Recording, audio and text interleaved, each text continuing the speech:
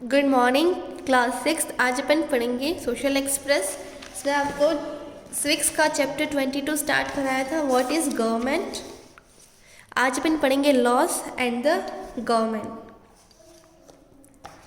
तो सेंट्रल और state government देखिए लॉ बनाने का काम करती है, और जो हम इंडिया के सिटीजन हैं हमारा क्या काम बनता है कि जो गवर्नमेंट ने रूल बनाया है हम उसे फॉलो करें। अगर गवर्नमेंट सिर्फ रूल्स बना रही है और उस रूल्स को कोई फॉलो ही नहीं कर रहा है तो क्या मतलब कि गवर्नमेंट के पास इतनी पावर है।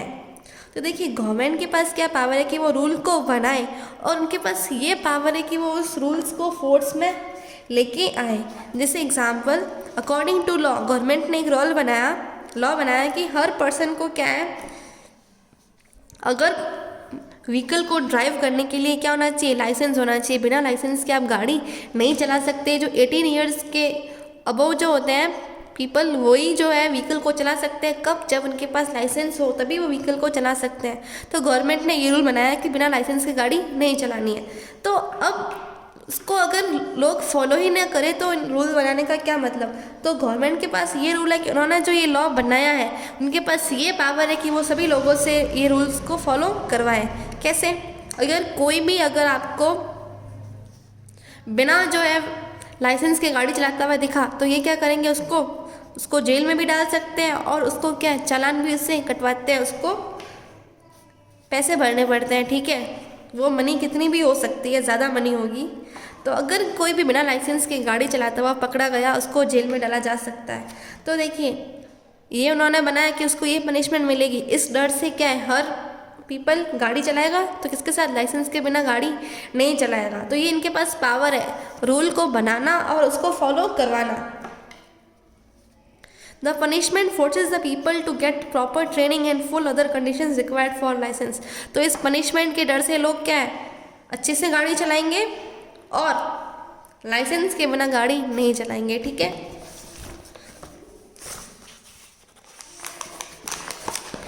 in addition to take any actions that government can take, there are also steps that people can take if they feel that a particular law is not being followed। अगर government ने एक law बनाया है, अगर किसी people को, individual को ऐसा लग रहा है कि इस रूल्स को क्या फॉलो किया ही नहीं जा रहा है, जैसे गवर्नमेंट ने जो ये रिजर्वेशन बना रखा है कि जो बैकवर्ड क्लासेस वाले लोग हैं इनको जॉब पहले मिलती है।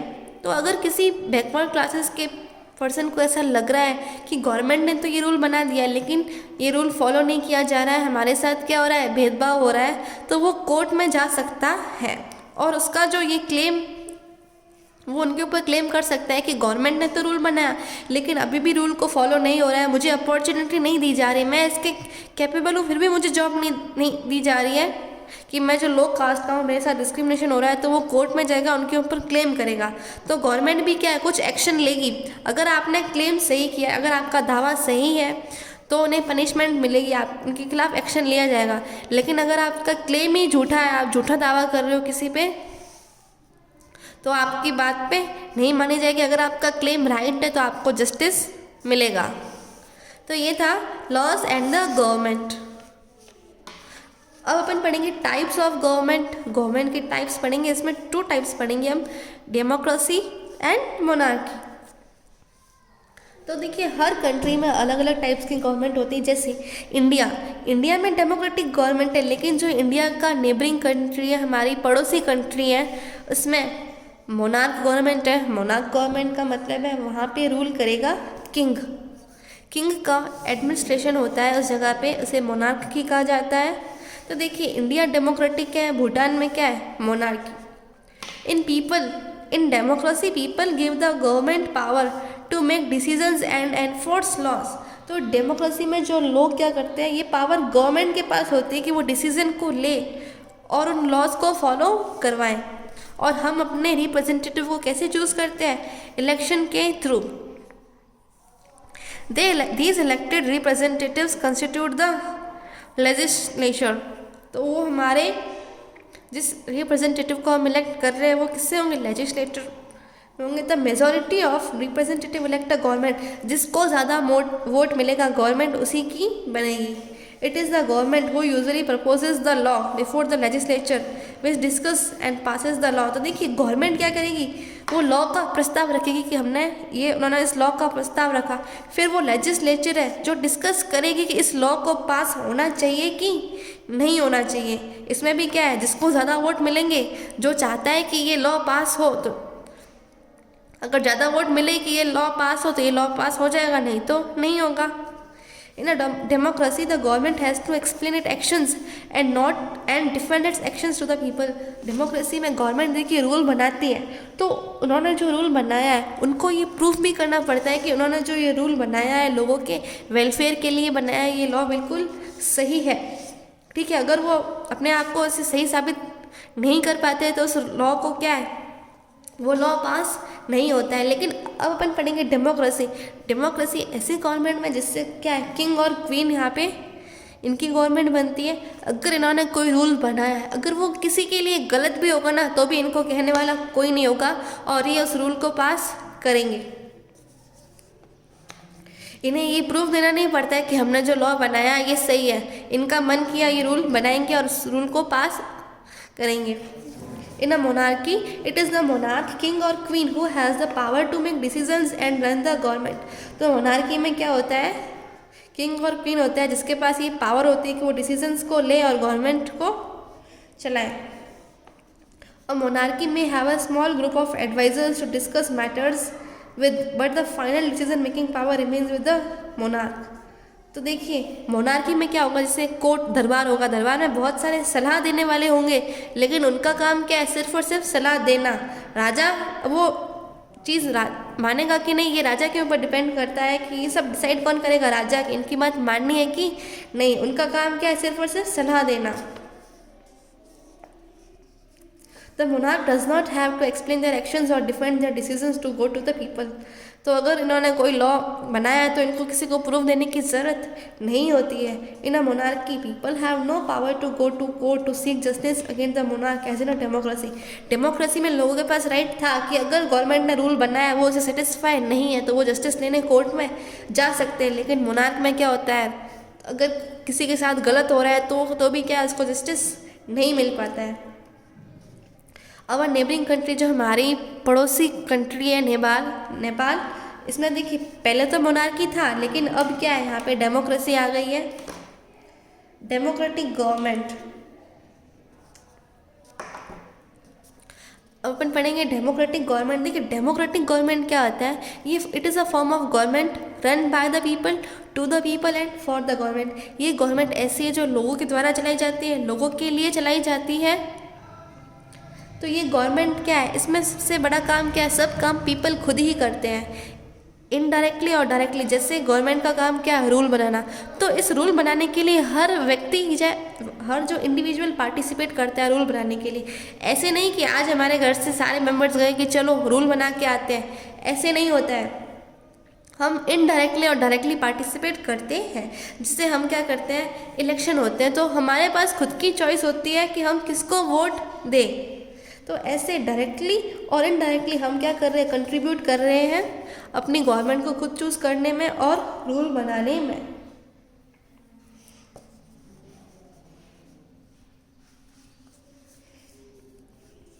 इन अ डायरेक्ट डेमोक्रेसी में क्या होगा, विच प्रिवेल इन एशियन टाइम में देखिए क्या होता था कि जैसे अगर इंडिया में करोड़ों की पॉपुलेशन है, अभी तो क्या हो रहा है कि अगर इंडिया में करोड़ों की पॉपुलेशन है तो हर इंडिविजुअल वोट दे सकता है। जो 18 साल से ऊपर है वो पर्सन जो है वोट दे सकता है, उसके पास पूरा राइट होता है कि वो लॉ मेकिंग डिसीजन में पार्टिसिपेट ले। लेकिन पहले क्या होता था कि हर पर्सन के पास राइट नहीं होता था। अगर 10 करोड़ की पॉपुलेशन है, उसमें से जो इंसान सबसे ज़्यादा रिच है वही इंसान क्या है, जो है वोट दे सकता था। अगर जैसे अपनी कंट्री में 10 लोग सबसे ज़्यादा पैसे वाले हैं तो उस 10 लोगों के हाथ में होता था कि वो किसको चूज़ करें। मतलब वो 10 पीपल जो है इतने पूरे करोड़ों की पॉपुलेशन का डिसीजन ले लेता था। पहले ऐसे होता था हर किसी के पास वोट देने का राइट नहीं होता था, भले ही वो इंसान कितना भी समझदार क्यों ना हो। अगर वो पैसे वाला नहीं है, ही इज़ नॉट रिच, उसके पास कोई राइट नहीं होगा कि वो जाके वोट दे। तो इन Only some categories of people had the right to vote and the other form of democracy only the educated people were allowed to vote. तो पहले क्या होता था, कुछ कैटेगरी के पास ही राइट होता था कि वो वोट को दे, और दूसरी जगह ऐसे होता था कि जो लोग एजुकेटेड है उसी के पास राइट होता था कि वो वोट दे. लेकिन still in other type of democracies, दूसरी डेमोक्रेसी में क्या होता था, the people who own property and are educated had the right to vote. कई जगह ऐसा होता था जो कि क्या पढ़ा लिखा है और उसके पास प्रॉपर्टी ज़्यादा है तो उसके पास वोट देने का राइट है. यूनाइटेड स्टेट में पहले क्या होता था, women did not have right to vote, women के पास कोई राइट नहीं था कि वो वोट दे. These days, a government cannot call itself democratic unless it allows universal adult franchise in political elections. तो अगर वो गवर्नमेंट डेमोक्रेटिक गवर्नमेंट नहीं होगी जहाँ पर कौन सा ये रूल फॉलो ना किया जाए, यूनिवर्सल एडल्ट फ्रेंचाइज, ये एक ऐसा रूल है जिसमें क्या हर सिटीजन के पास, जो सिटीजन 18 साल से ऊपर है उस इंसान के पास ये राइट होता है कि वो वोट देने का राइट होता है.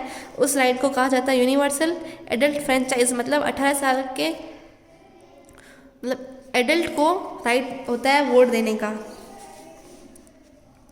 इन इंडिया बिफोर इंडिपेंडेंस, इंडिया में इंडिपेंडेंस से पहले only a small minority was allowed to vote and they therefore came together to determine the fate of the majority. तो क्या होता था, कुछ ही स्मॉल ग्रुप को ही राइट होता था कि वो वोट को दे सके. India is a democracy where the universal adult franchise was implemented soon after the independence. लेकिन इंडिपेंडेंस के बाद में जल्दी ही यूनिवर्सल एडल्ट फ्रेंचाइजी हमने भी मान ली थी. There is no distinction on the basis of caste, colour, religion and gender of the person और इवन एजुकेशन. अब क्या है, कोई भी भेदभाव नहीं होता है किसी के. अगर कोई इंसान गोरा है तो ये रिच है, और अगर कोई इंसान किसी का कलर ब्लैक है तो हम उससे बात नहीं करेंगे, उससे दूर रहेंगे. अब ऐसा कोई भी भेदभाव नहीं होता है. The principle of universal adult franchise is also described as a sound one besides being to fair of all sections of society. It only denies the right to vote to people below 18 years of age on the ground that at this age they are still minors and cannot take sound decisions. तो देखिए ये universal adult franchise ऐसा है, जो 18 साल के ऊपर होता है वो वोट दे सकता है, क्योंकि अब वो क्या हो जाता है, इंसान मैच्योर हो जाता है, उसे पूरे अपने अच्छे बुरे की समझ होती है.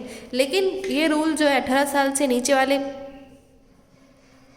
पीपल को वोट देने नहीं देते हैं, क्योंकि वो क्या है अभी भी छोटे होते हैं, उनके पास इतनी समझ नहीं होती है कि वो खुद ऐसे डिसीजंस को ले सकें.